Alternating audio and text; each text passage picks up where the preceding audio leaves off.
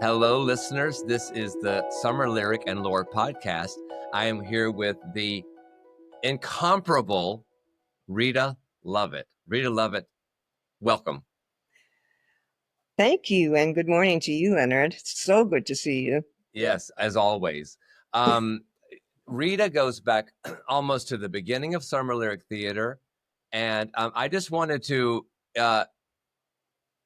give our listeners a taste of our founder, Frank Monachino. I, of course, had met him, and we overlapped at Tulane, briefly, but I never did a show with him or anything. So, what would you like to tell us about Frank? Well, for me, he was just sort of everything. I went at the behest of Marilyn Bernard. I don't know if Marilyn is even around these days, but she was one of his first singers. And I was singing in a chorus with her, and she said, I think do you like to do theater? And I said, yeah, I sort of like to do theater. And I had just moved here from Wisconsin.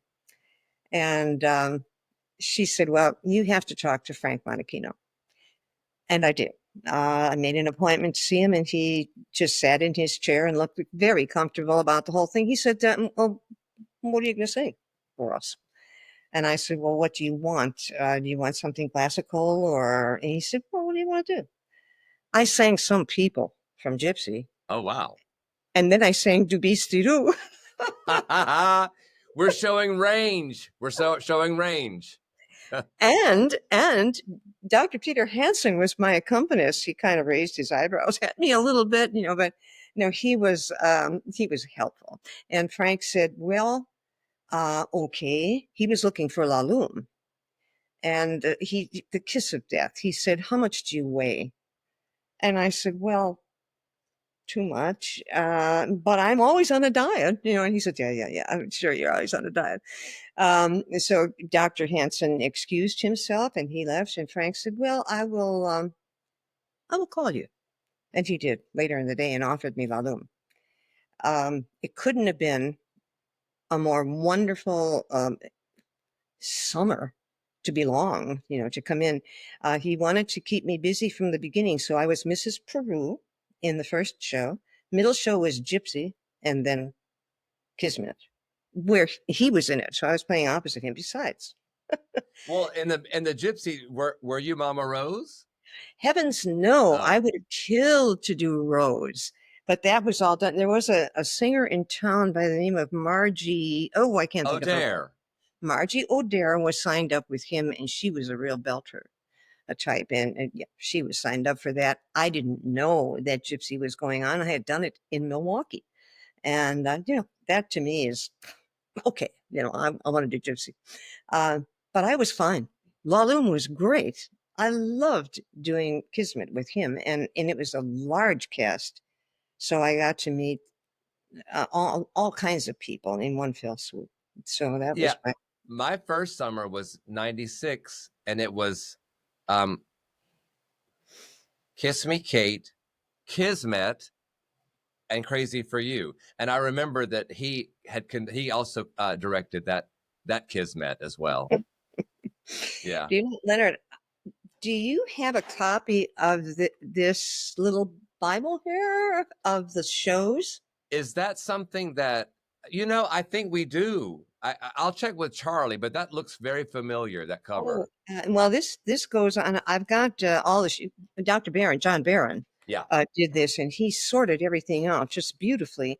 And he put everything by the year in this fashion, what the shows were for each year. Yeah. And there were 2 times in the history of this that there were 4 shows instead of 3. Ah, yes. I noticed that too. And I think, because when I was doing my research after I spoke with Christopher Carey, I think maybe 92 or 93 was one of those years where there were 4 shows. What was that about? Well, he wanted to do Most Happy Fellow. And I think, Anthony Achura was around, and he just wanted to do that.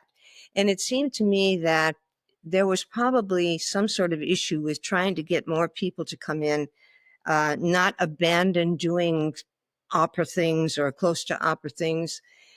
So it was proposed to the board, should we include this and make this a fourth show?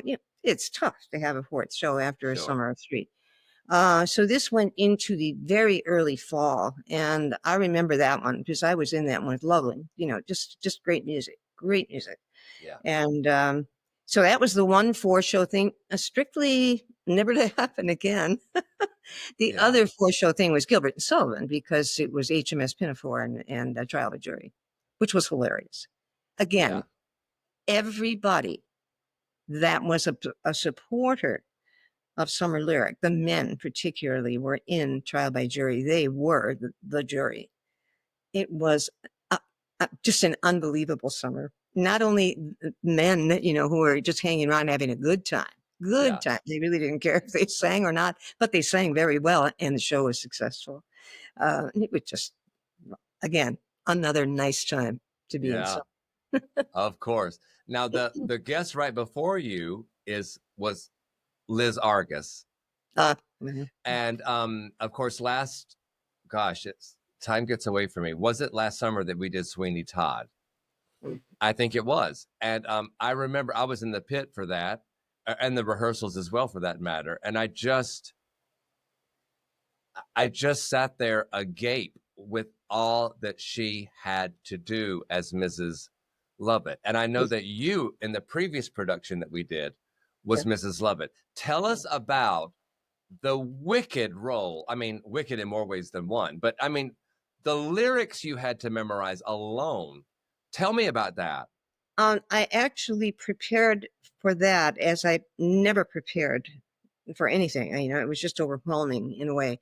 And for instance, The Worst Pies in London, which is the opening song, where she's hammering away at the dough and in time and singing, and it has to be so nicely synchronized. I set up a little table in my living room. I just set up a table. I put a rolling pin there and something to smash on. And every day I'd go in there and do that thing over and over and not allow myself to get out of time or any. It was just a physical thing that I had to do and you know get it in the head. For me, because I was getting older at that point, it was the hardest thing was going up and down the stairs. It was just getting harder to go up and down, and there it was, a little two-story set that I had to run up to the top and talk to him and tell him to calm himself down, while he's shoving bodies down the chute. Um, the I never found, once the show got going, I never lost it. I didn't wonder where I was at any one time or did I forget the words or anything. It was going along very smoothly. So I have such fond memories of Sweeney Todd. And this is a little aside. When I did not live in New Orleans, I was in Dallas. And the Frank Lloyd Wright Theater is in Dallas. I don't know if you ever saw that on Turtle Creek. There's a lovely little theater designed by Frank Lloyd Wright. Doesn't have any corners. It has everything's rounded out. The circular stairways, the walls, everything's rounded. It's just very interesting. And they were selling tickets for their season. This was probably 2 years before I did Mrs. Lovett. Um, and I thought I was new in Dallas. I needed something to do. So I went to work at night selling tickets for their season. And at one point, I was talking to a gentleman who was clearly just kind of stringing me along. He didn't want to buy any tickets. And we said, well, what's the season? And I told him, I said, oh, there's great, great things going on. And I said, Sweeney Todd, how can you miss Sweeney Todd? It's just so great. And he said, well, let me call you back. I said, that's hard to do. I can call you. And he said, oh, let me call you. I said, okay, you can call me. I gave him the number. And he said, and who are you? I said, Mrs. Lovett. And he said, yeah, yeah, yeah. Tell me another, because he thought I was really pulling this Lovett. So I have a lot of things connected with Mrs. Lovett. Yeah, that's brilliant when a Mrs. Lovett is playing Mrs. Lovett. You can't beat that. No, well. Well, no, that's another whole thing. And I never, believe me, my mother-in-law was not a Mrs. Lovett at all, and she was an Irish woman. She was nothing like Nellie Lovett. So I see. I that's see. another little, that's another story. Of course. Um, are you noticing that my video is lagging?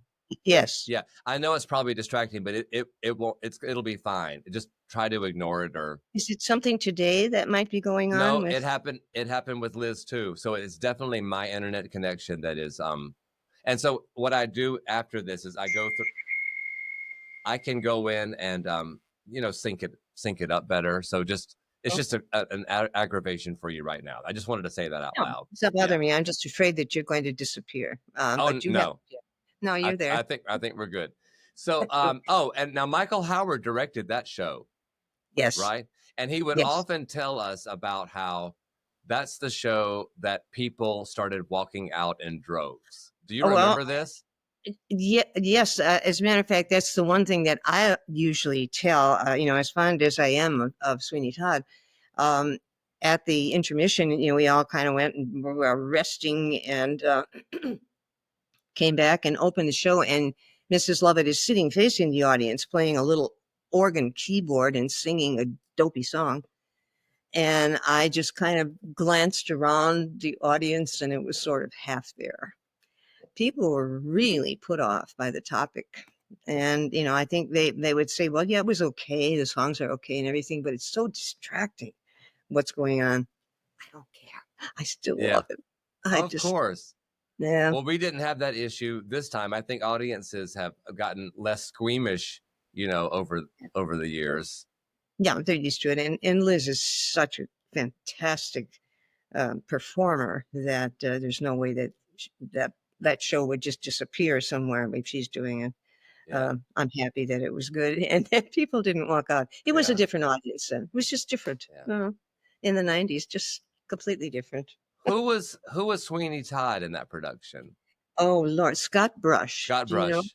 Yeah. Yeah, Do you know I know Scott? of him, and of course I do know Patrick Rickathor, who was Toby. Yeah. Yeah, I haven't. Scott moved to New York, and I haven't talked to him. Well, in 20 years. I hope that he did well. He was so energetic, young. He was only 29, I think, when he did that.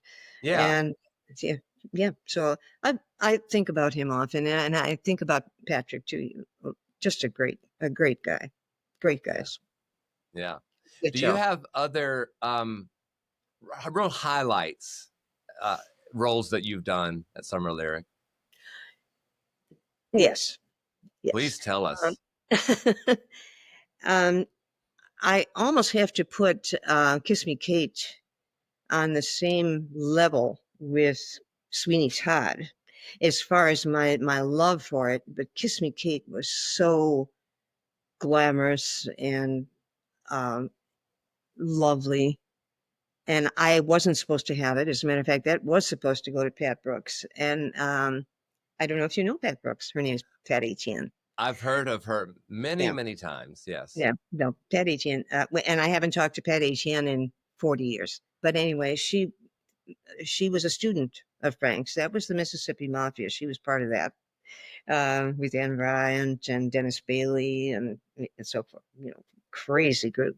Yeah. Um, but Beverly Trask also. Beverly Trask, yeah, and Alto. they had such of a camaraderie that nobody could bust into that. It was just, it was wonderful. So anyway, Pat was supposed to be doing Kiss Me Kate. She wanted to do that so badly, and she wound up pregnant, so she couldn't do it. So I got it, and I absolutely loved it. It was a great show. Lots of fine people. I'm just thinking about Larry Hestorfer, who was, I got to know him pretty well. Yeah, I couldn't name all the people that I shouldn't have started with the name because that puts me at a disadvantage. But I would say the things that I got to do because I was part of the opera theater too, which was kind of an offshoot of, well, I shouldn't call it. It's an independent entity, I think, the Juliet Opera Theater. But Frank had some interesting things going, like La Belle Sauvage. which was for some kind of centennial or something, and just they were always interesting. I got later on in later days, I would sit sometimes in some of the meetings, what are we going to do? And I would just listen. It was fascinating to see how they would decide on a season. I'm sure you have the same thing going right now. How do you pick that season? Yeah, it's I a must tough I one. must say, even though I wasn't part of any part of Carousel, John Lovett was in it, so I was always there. And at some point, I would be choral director on things. So if I wasn't in the show, I was choral director. Well, let's talk more about that. First of all, what role did John play in that? You know what? I'd have to look. In Carousel, he wasn't the star keeper. You know what? I have to think. I'm just Sure. blank right Yeah, now. of Um, course. Yeah. he Eh, and I did things when he was around. Well, he was in Kismet. He played Omar, the poet. It was hilarious. oh, It was wow. hilarious. I mean, he was a guy from the Bronx, and he was singing. He was, doing poetry. We had a lot of sessions at home. I bet so. Oh. Now But that carousel was 1990, 35 years ago. That now 1990. Now, look, I've got this thing in front of yeah. me, Yeah, please. and it's got these pictures. And 19, ooh, boy, this goes to 1997, by the way, Leonard. Okay. Um, 1990, Carousel. Well, shoot. I am wrong. He was in a different one. Leslie Castay was in this one. This is not. Yes. Was there another one besides 1990? I don't there could have been one earlier than that, but there hasn't been one since. 1968, and Okay. uh, Oh, the first season, I guess. that was the first season, and in wait, I'm here in 1975. He might have done that one. John Lovett played the Heavenly Friend in Oh yeah. 1975. Yes, that was Nancy Asaf was Carrie Pipperidge, and Janet Mallory was Julie Jordan. Janet Lovely. has since passed on many years ago.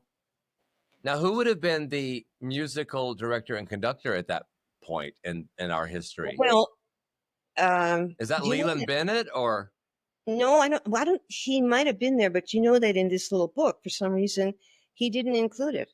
John yeah, Barron didn't include it. yeah. He's got the director, and Anthony Latura was there. He was the house manager, but and they got the set designer and the costumer, but not who's conducting. So what I'm thinking is, um, I went to John broke them down to A, B, and C, the three musicals for the year.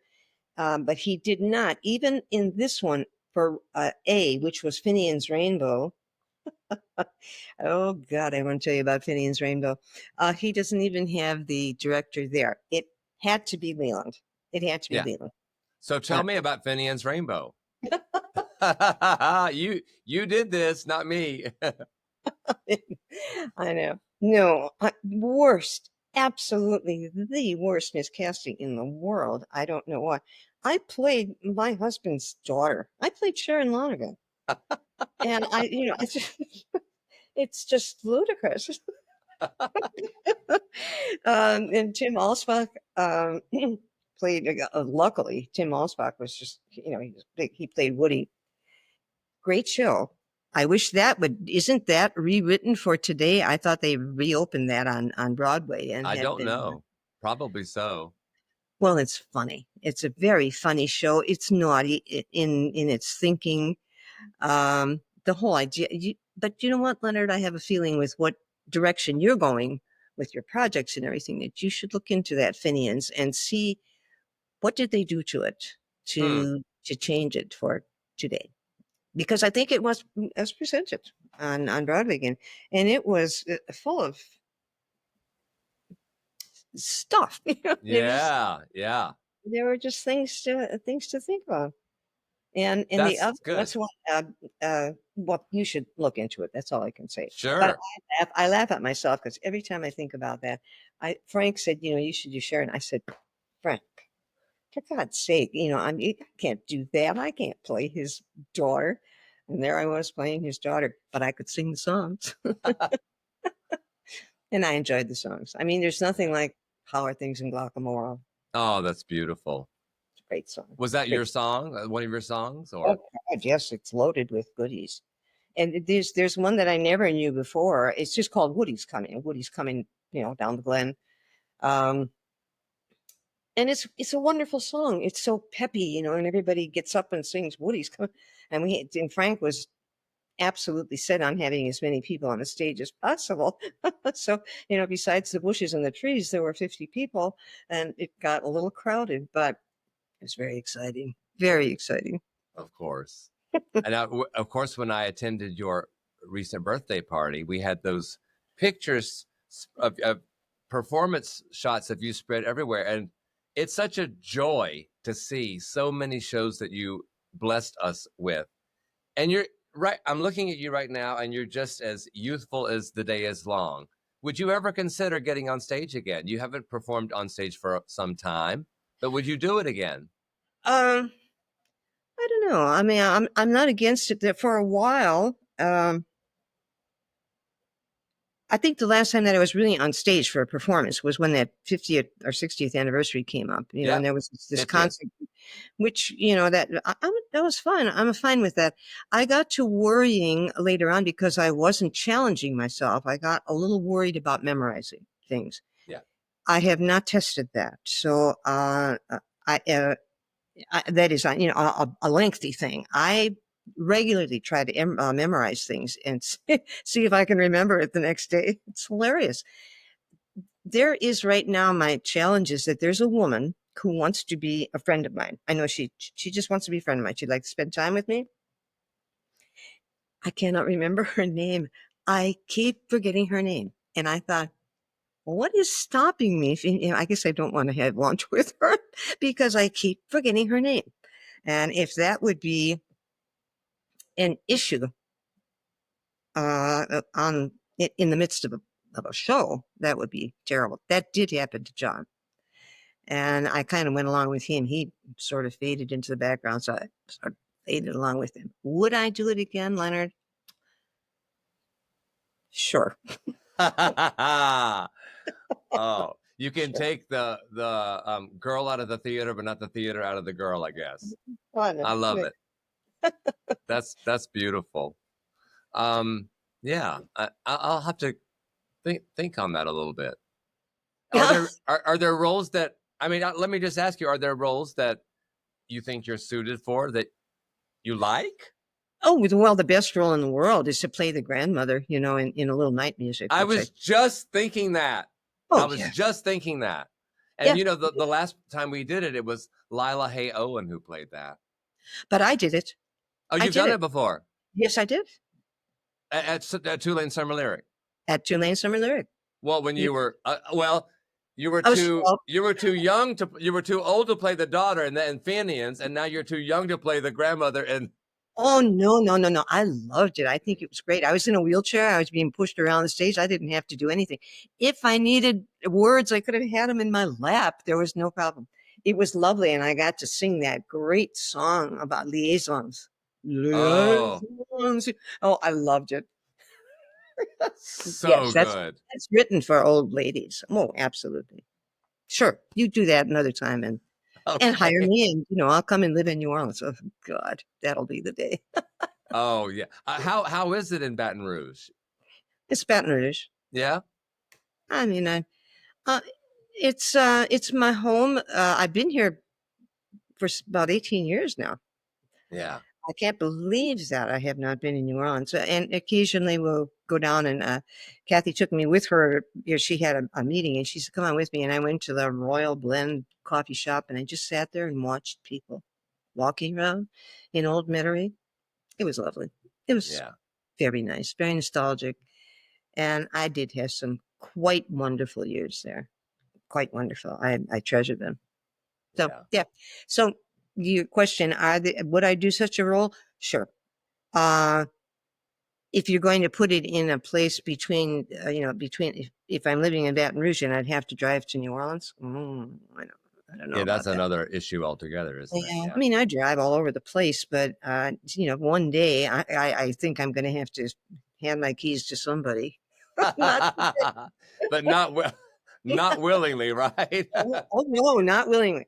But I'm not going to fight it. No, I promise, Yeah. Kathy, that when I get afraid to get on the expressway, when I'm on the entrance ramp and I feel as if my hands are shaking, I will pull off somehow. And I won't. I don't want to. I wouldn't put people in peril like that. I think that's really Yeah. selfish. Yeah. I say that now as I'm sitting in my little piano room here. I might have other yesterday things to do. Oh, I Anyway, hear you. Yeah. Are there other, little remembrances or perspectives you want to throw out there before we say goodbye today? is it time to say goodbye already? Well, I mean, I'm trying to keep the all the episodes under 30 minutes. No, this is wonderful, Leonard. Yeah. This is actually, I could talk for a long time. I just want to say that as far as the time for you, I would say not only was it a wonderful time to be working at Tulane, it was wonderful to have you as a colleague because I learned a lot from you. I learned just watching you, and now that I'm keeping up on what you're trying to do right now, which I'm looking forward to. By the way, I made a presentation yesterday to the music club to say you're coming to talk about your project, and they're going to be excited about that. Thank you.